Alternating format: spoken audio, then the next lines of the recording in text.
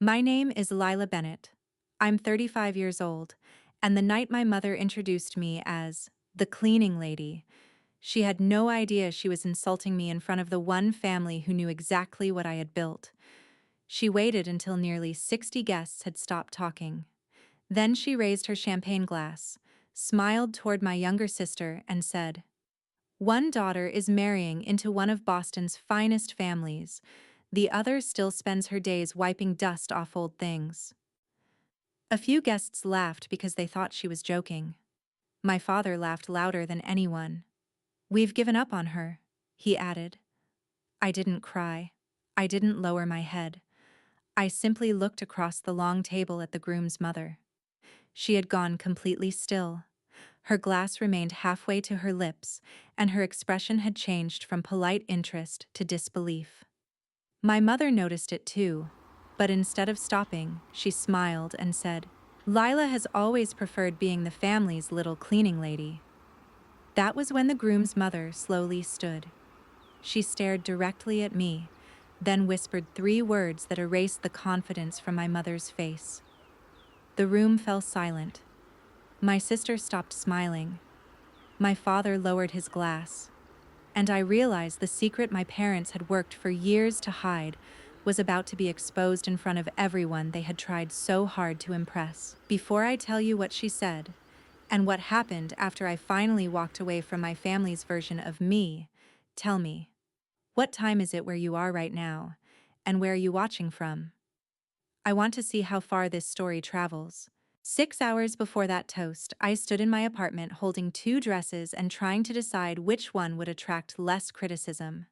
The navy dress looked too serious. The green one looked too expensive, which would invite questions my mother did not actually want answered. On my dresser sat a cream envelope containing an invitation to my younger sister Madeline's engagement dinner at the Hawthorne Museum of American History, one of the most exclusive private event venues in Boston. Grant Whitmore's family had reserved the museum's central gallery, a marble hall filled with early American manuscripts, antique maps, and restored portraits. My parents had spent weeks talking about the Whitmores, as though Madeline had been invited into royalty. My mother, Diane Bennett, had rehearsed every detail of the evening: what Madeline would wear, where my father would sit, which guests deserved personal introductions, and which achievements should be mentioned during dinner. My name had appeared in none of those conversations except when she called to warn me not to make the evening about work. That warning would have been funny if it had not carried 30 years of history behind it. Madeline was the daughter my parents displayed. I was the daughter they edited. When Madeline earned a certificate, our mother framed it. When I won a statewide history competition at 16, she complained that the ceremony interfered with Madeline's dance recital. When Madeline changed careers 3 times, our parents called her adventurous. When I left a corporate internship to pursue historical conservation, they told relatives I lacked direction. Their favorite comparison was always delivered as advice. "Why can't you be more like Madeline?" my mother would ask, even when Madeline and I wanted entirely different lives. For years, I treated that question like a problem I might eventually solve. I earned 2 degrees. I took unpaid restoration assignments. I spent nights in climate-controlled archives repairing documents no one else believed could be saved. Then, at 28, I founded Meridian Preservation Group, a company specializing in restoring fire-damaged records, historic textiles, rare books, and museum collections. 7 years later, Meridian had offices in 3 states, 86 employees, and contracts with universities, insurance firms, municipal archives, and private foundations. But my parents never called me a founder. They said I cleaned up old papers. At first I corrected them. Later, I stopped. Silence seemed easier than explaining my value to people committed to misunderstanding it. That afternoon, my best friend and attorney, Claire Dawson, called while I was fastening a pair of earrings. "You can still skip it," she said. Claire knew more than anyone about my family, including the documents we had recently uncovered. Madeline didn't cause what happened. I replied. Tonight is important to her. Claire paused before asking, and when your mother takes another shot at you? I looked at the sealed folder on my desk. It contained copies of an old scholarship withdrawal form, 2 emails, and a handwriting analysis. For 15 years, I had believed a prestigious conservation fellowship rejected me. 3 weeks earlier, I learned that I had been accepted, and that someone had declined it in my name. Claire had traced the withdrawal to an email account registered to my mother. Tonight, I said, I'm not pretending I don't know the truth. The museum entrance was crowded when I arrived. Guests in formal clothes moved beneath a stone archway, while a string quartet played near the grand staircase. I had restored 3 pieces displayed in that building, but my family did not know that. The museum's operations director greeted me by name and thanked me for coming. Before I could respond, my mother appeared beside him. Lila does little cleanup projects for places like this, she explained, touching my arm as though she were translating my presence. The director looked confused, but I gave him a small shake of my head. Not yet. Inside the gallery, Madeline rushed toward me in a silver dress and wrapped me in a nervous hug. You came. Her relief sounded genuine. Of course I came, I said. Over her shoulder, I saw Grant speaking with his parents, Evelyn and Richard Whitmore. Evelyn's eyes moved briefly toward me, then narrowed with recognition. I assumed she was trying to remember where we had met. Before either of us could approach, my mother pulled me toward a side table stacked with place cards. Since you understand organization, she said, fix these. The museum staff mixed up 3 seats. There was nothing wrong with the cards. She simply wanted me positioned beside the service entrance instead of greeting the Whitmores as Madeline's sister. I looked down at her hand resting over mine. You could ask the event coordinator. Her smile tightened. Don't be difficult tonight. That sentence had controlled me for most of my life. Don't be difficult meant do not correct us. Do not embarrass us with facts. Do not become larger than the role we assigned you. I moved one card, placed the stack back in her hands, and said, Then don't give me a reason to be. Dinner began beneath a suspended model of an 18th century merchant ship. The tables were arranged around the museum's central display cases, and every place setting carried the Whitmore family crest printed in gold. My mother had placed Madeline and Grant in the center, with herself and my father, Robert Bennett, beside them. I was seated 9 chairs away between Claire and a retired professor I had never met. It was not an accident. My father spent the first course telling Richard Whitmore about Madeline's work as a lifestyle brand consultant. Her position was respectable, but my parents described it as though she advised international corporations. Each ordinary project became a strategic victory. Each compliment from a client became proof that she had inherited the family's intelligence. Madeline smiled through the exaggerations, occasionally trying to correct them, but my mother talked over her. Then the retired professor beside me asked how I knew the family. Before I could answer, Diane leaned across the table. Lila is Madeline's older sister. She works behind the scenes in buildings like this. Preservation, I clarified. My company restores archives and historical collections. My mother gave a quick laugh. She means she cleans old things.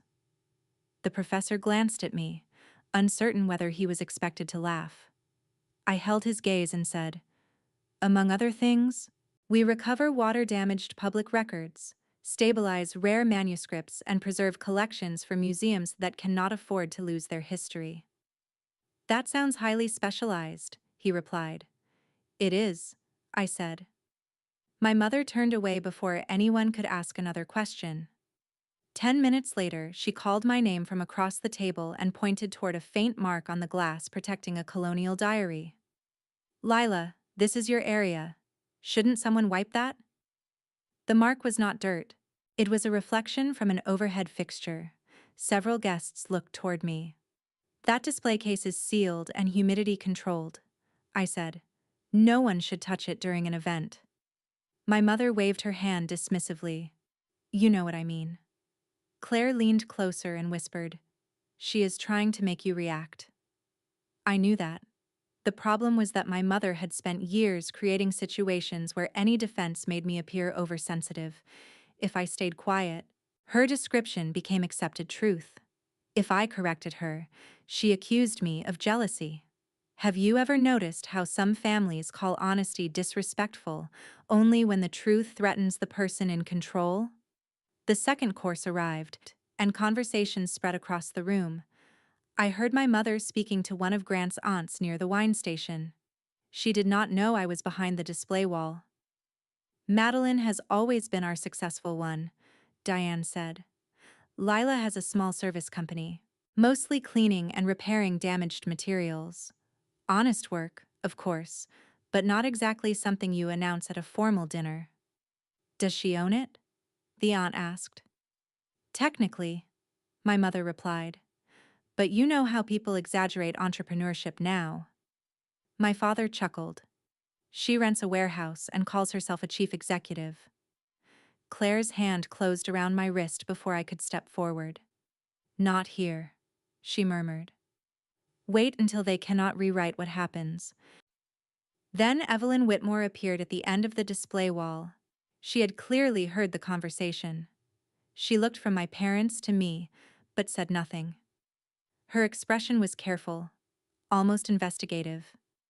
I had met Evelyn only once, 2 years earlier, during an emergency at Whitmore Hall, her family foundation's private research library.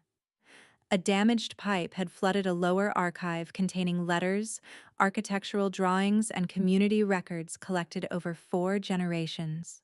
Meridian's team worked for 11 days without pause. We saved more than 90% of the collection and completed the project under confidentiality because several documents were still being prepared for public exhibition. Evelyn had thanked me personally, but we had not spoken since. Now she walked toward me. Ms. Bennett, she said quietly. I thought that was you. My mother appeared before I could answer. You've met Lila? Yes, Evelyn said. Through her work. Diane immediately smiled. Then you know she's wonderfully helpful with cleanup. Evelyn stared at her for a long second. That is not how I would describe it. The event coordinator interrupted to announce the first toast. My mother brightened, relieved to escape the conversation. She hurried toward the center of the room and asked me to carry 2 unopened bottles to the head table. I left them where they were. The staff can handle that. Lila, she hissed, for once in your life, contribute without making everything complicated.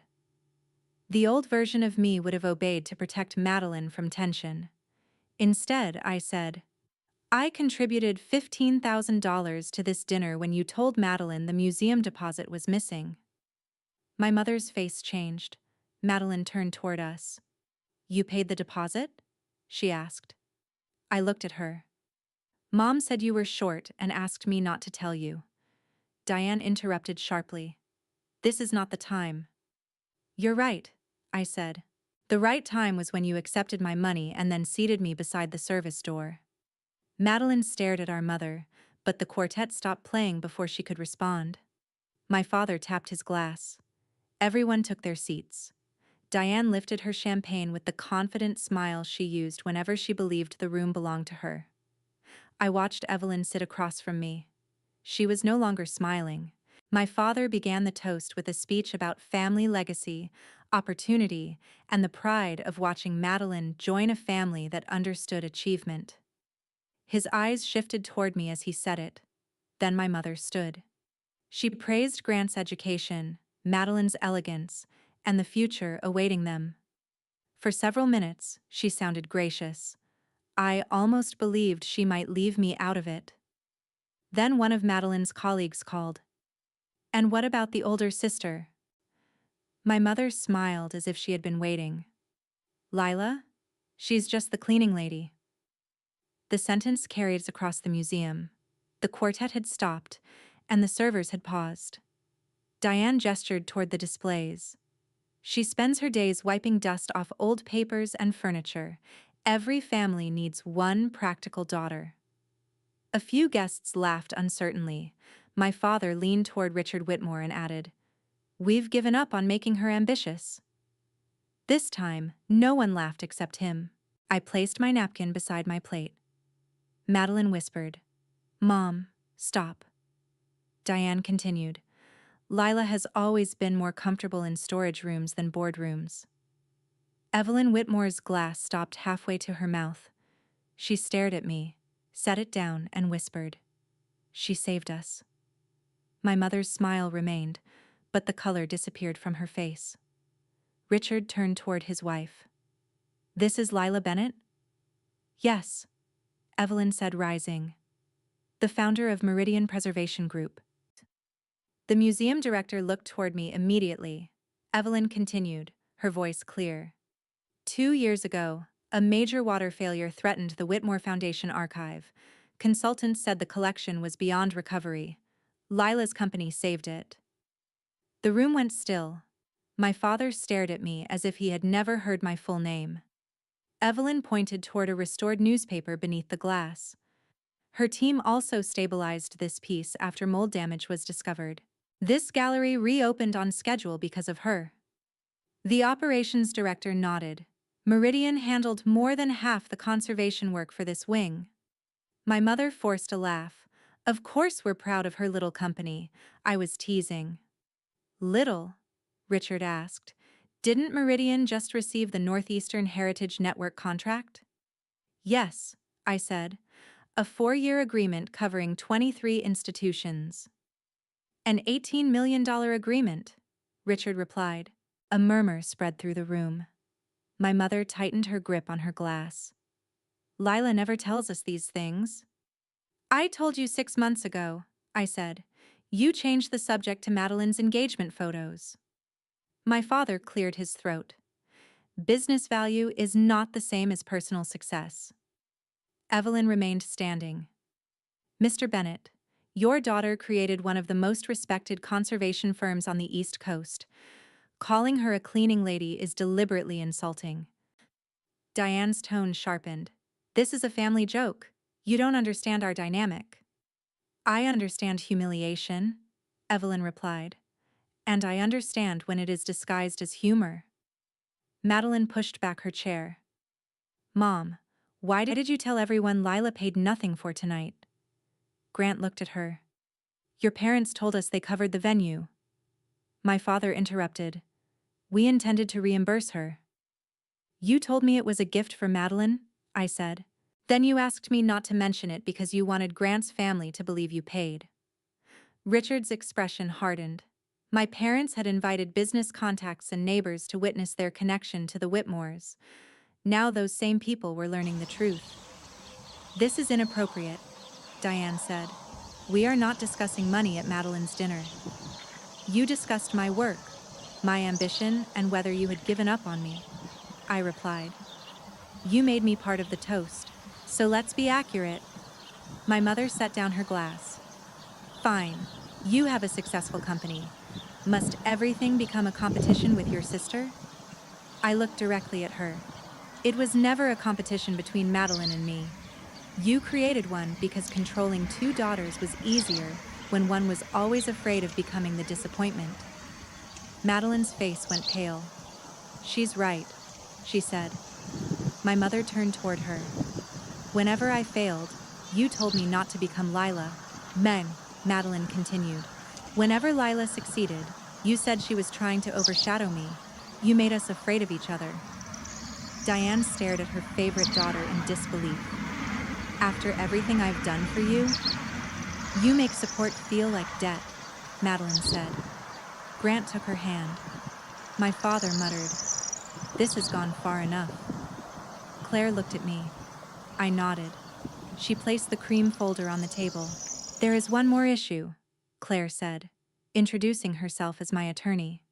She slid the folder toward my mother. Diane did not touch it. "What is this performance?" she demanded. "Evidence," I said. 15 years earlier, I applied for the Ashcroft Fellowship in Historical Conservation, a program offering full funding, professional placement, and access to advanced laboratories. Weeks later, I received notice that my place was unavailable because I had declined the award. The fellowship office said a withdrawal had been submitted from my student email with my signature attached. My mother told me not to embarrass myself by challenging it. "Maybe they realized you weren't prepared," she said. I believed her. 3 weeks before the engagement dinner, Meridian began a partnership with Ashcroft University. During contract preparation, an administrator mentioned my strange withdrawal. Claire and I requested the archived records. The message had been sent while I was attending an overnight field program without internet access. The recovery email belonged to my mother, and the signature had been copied from a financial aid form kept at my parents' house.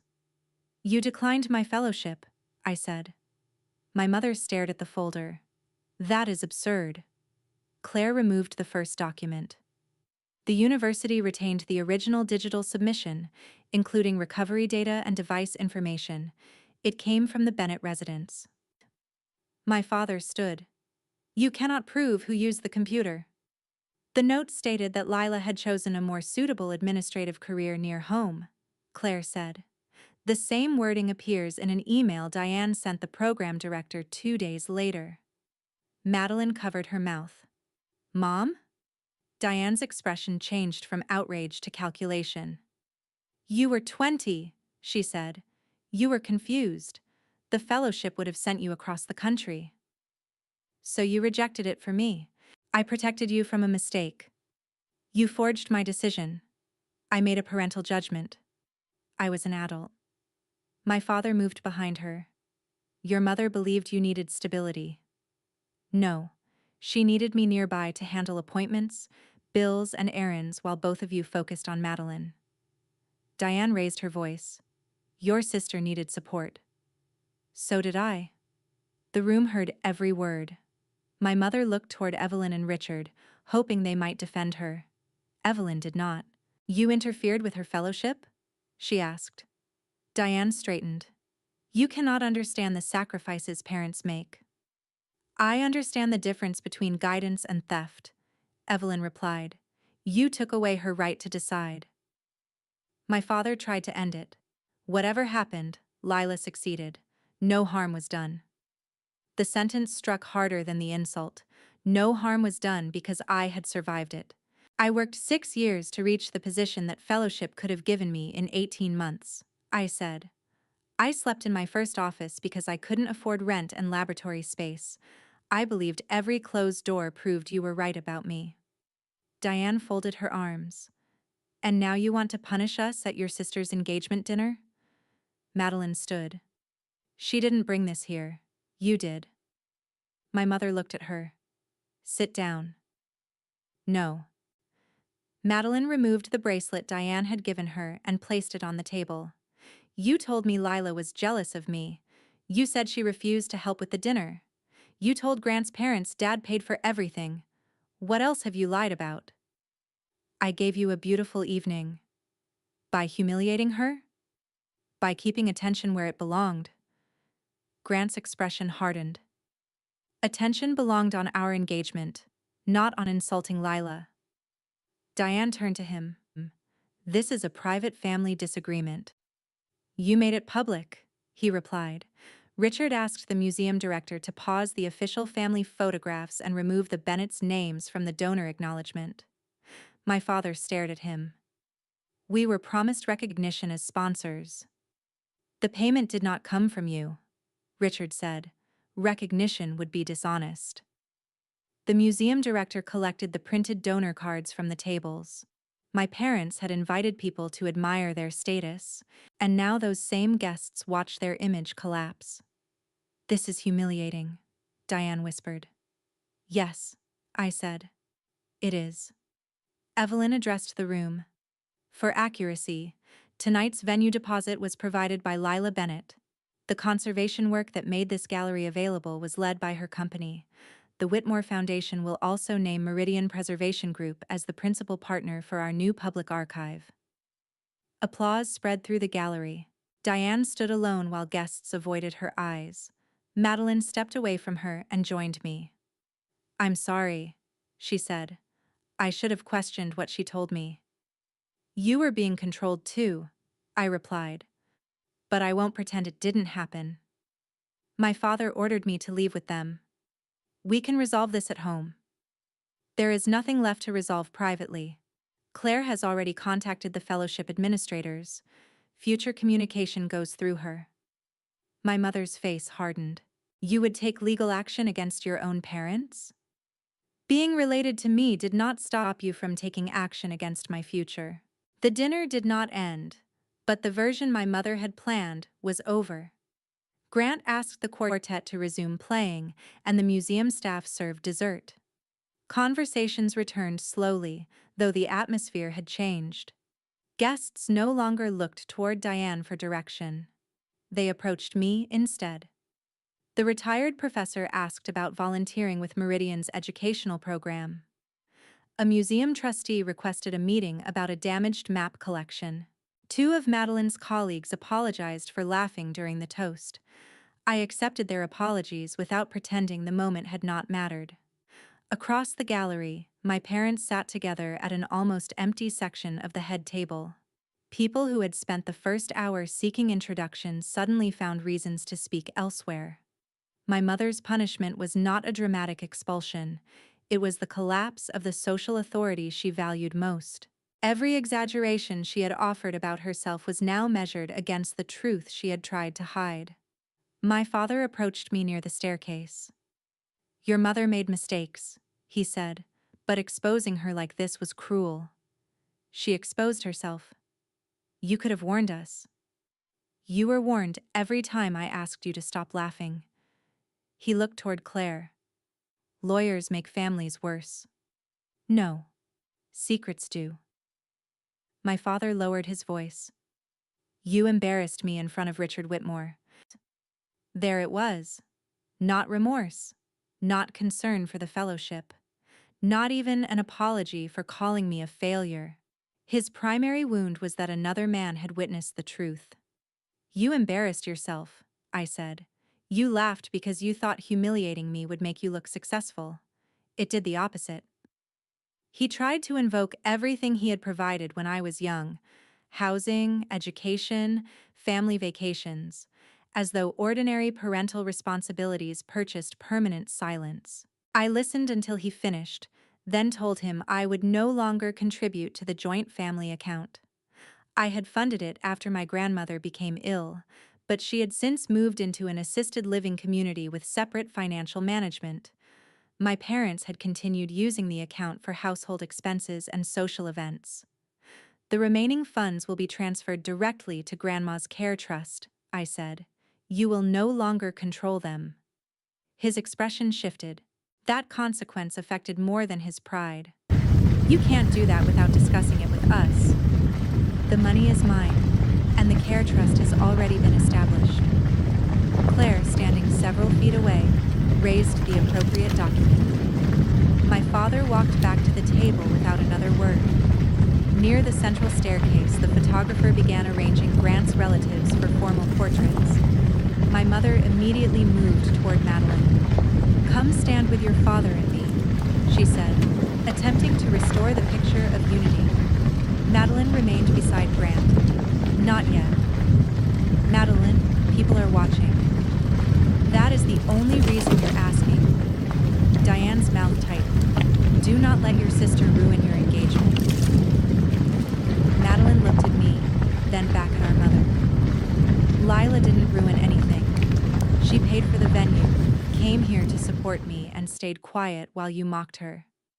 You ruined the version of tonight that depended on her silence. My mother reached for her arm, but Madeline stepped back. Grant and I are postponing all wedding decisions involving you. No guest list, no venue meetings, and no financial arrangements until you acknowledge what you did. Diane stared at her. You would exclude your own mother? I'm setting a boundary. You taught us to call boundaries punishment whenever they limited you. Grant stood beside her. It is our decision. My mother turned to Evelyn, expecting intervention.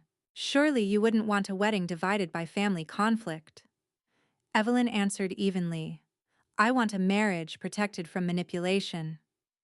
Richard then asked the photographer to take a picture of the engaged couple with the people who had supported them honestly. Madeline reached for my hand. Claire stood on my other side. Evelyn and Richard joined Grant. My parents remained near the table, visible but not included. For decades, my mother had arranged family photographs so appearances could replace reality. That night, reality determined the frame. Just before the photographer took the picture, Diane called my name. Her voice had softened. "Lila, please. I only wanted what was best for both of you." The old reflex rose inside me, the urge to comfort her, reduce the tension and give her a graceful exit. I let the feeling pass. "No," I said. "You wanted the version of us that gave you the most control. I made one mistake. You spent years repeating it. We can discuss this tomorrow. You can begin by sending a written acknowledgement to the fellowship and admitting that I did not decline it. After that, Claire will explain the next steps." Her softness disappeared. "You're enjoying this?" "I'm not enjoying it, I'm ending it." The camera flashed. For once, I did not move to make my mother comfortable. I left the museum shortly after 11. Madeline followed me onto the stone steps. For several seconds, neither of us spoke.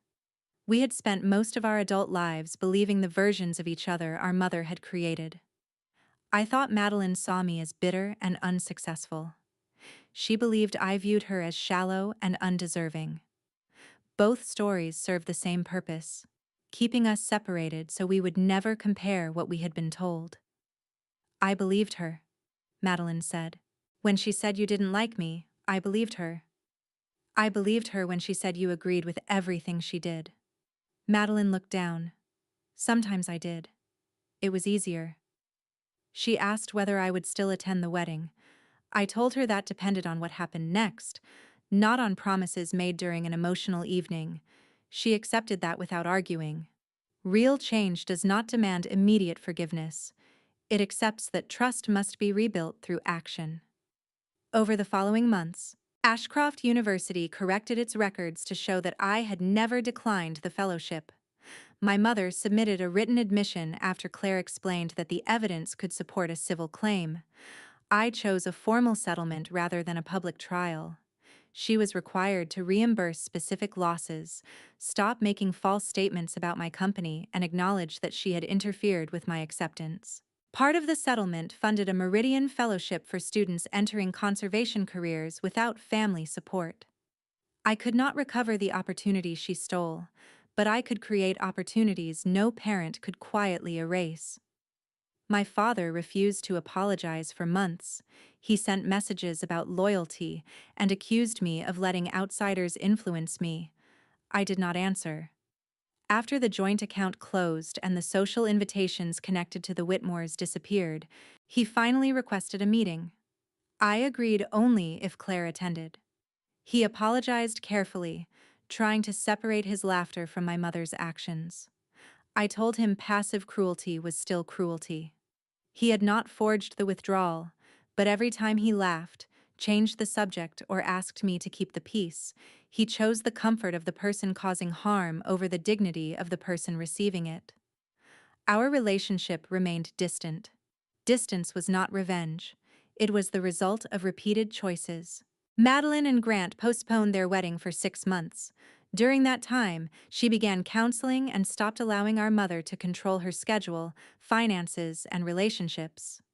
She also told Grant the truth about debts our parents had hidden. When the wedding finally happened, my mother attended as a guest, not as the director. She gave no speech, controlled no photographs, and had no authority over where I sat. I stood beside Madeline because she had spent 6 months proving her apology was more than guilt. Evelyn Whitmore became both a client and mentor. Meridian's partnership with the Whitmore Foundation opened conservation laboratories in 3 regional museums and created paid training positions for students from working-class families. On the day the public archive opened, Evelyn invited me to speak. My mother saw the announcement online but did not attend. Her absence no longer diminished the moment. I had wasted years believing recognition only mattered when it came from the people who refused to give it. The engagement dinner taught me otherwise.